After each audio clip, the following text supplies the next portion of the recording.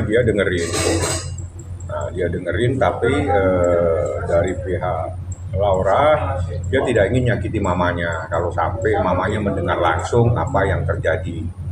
Akhirnya Niki minta supaya majelis hakim mengizinkan dia untuk hadir, untuk datang di ruangan dan mendengarkan. Akhirnya diputuskan oleh majelis hakim saya dan Nikita boleh masuk tapi dalam keadaan pasif, jadi nggak boleh protes, nggak boleh dengerin aja, jadi nggak boleh diprotes, nggak boleh diinterupsi, hanya mendengarkan apa yang disampaikan oleh Laura. Nah disitulah kita kaget begitu tahu semuanya dijelasin, ya memang membuat dia semakin marah karena betul-betul jahat, jahat sekali, menghancurkan anak dia.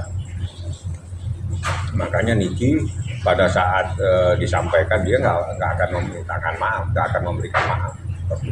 Bang, emang apa alasannya sehingga Kak Niki ini tidak diperbolehkan masuk? Sedangkan Kak Niki tidak boleh masuk, cuma sidang itu pada saat pemeriksaan saksi ada dua cara. Dengan cara Nikita ada di dalam ruangan atau Nikita ada di luar ruangan. Nah, keinginan daripada Laura supaya tidak menyakiti hati mamanya, hati miminya, ya ingin miminya di luar saja. Supaya udahlah nggak usah denger lah apa yang terjadi.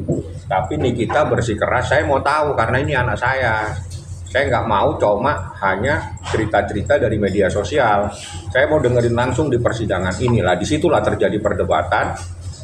Hakim akhirnya bijak, diizinkan masuklah saya dengan Laura. Mohon maaf, saya sama Nikita hanya untuk mendengarkan. Jadi bukan ada perdebatan, nggak ada. Cuma Niki minta supaya saya boleh mendengarkan. Tapi dari berita itu ada benarnya bahwa memang ada perlakuan seperti yang sama berita-berita. Lebih sadis dari yang ada. Makanya itu kan karena sidang anak dan sidang kesusilaan saya nggak bisa jelasin. Jadi intisarinya seperti itu. Jadi ini kita ingin mendengarkan. Laura tidak ingin menyakiti mamanya, paham ya? Jadi udahlah nggak usah ada di ruangan supaya Mimi nggak usah dengerin. Tapi Niki nggak mau. Saya mau tahu apa yang terjadi buat anak saya. Saya yang melahirkan anak saya. Ribut begitulah sama hakim. Protes saya nggak mau. Saya mau tahu. Saya mau dengar sendiri apa yang terjadi terhadap anak saya. Saya tidak mau cuma hanya cerita dari media sosial dan sebagainya. Disitulah terjadi perdebatan. Niki protes. Akhirnya hakim mengambil kebijakan. Majelis hakimnya sangat bijak, diizinkan saya dengan Nikita ada di ruangan, tapi dengan syarat tidak boleh protes, tidak boleh interupsi. Jadi kita dengerin sampai selesai. Tapi dari sikap Fadel sendiri gimana Bang? Saya nggak terlalu mengikuti karena setelah sidang saya langsung bawa Laura pulang.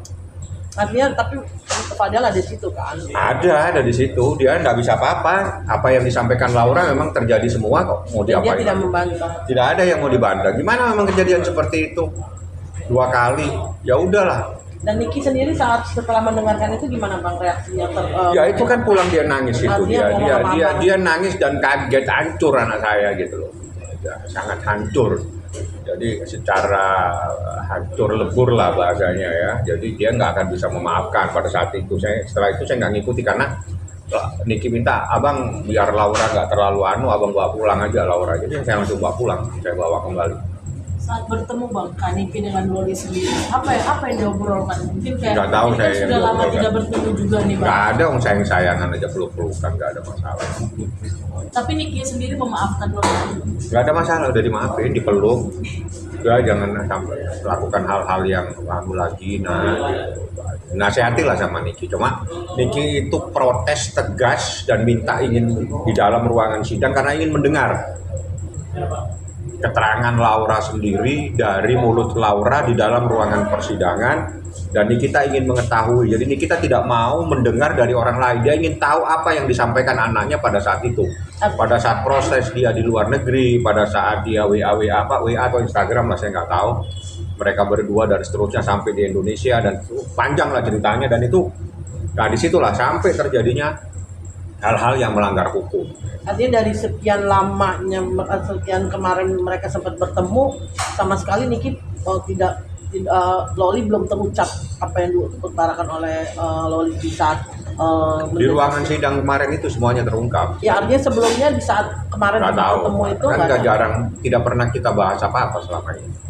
Oh jadi baru ini artinya Ya, perdana ini. sidang. Bukan perdana, ini hasil sidang. Iya. Keterangan saksi, ya sudah itu keterangan saksi korban. Sebelumnya Loli nggak pernah cerita sama Niki gitu. Nggak ada. Bang, kemarin juga saat dia kan akhirnya mengakui, Bang, sidang kemarin mengakui. Ya, kalau memang membenarkanlah ada peristiwa melakukan itu.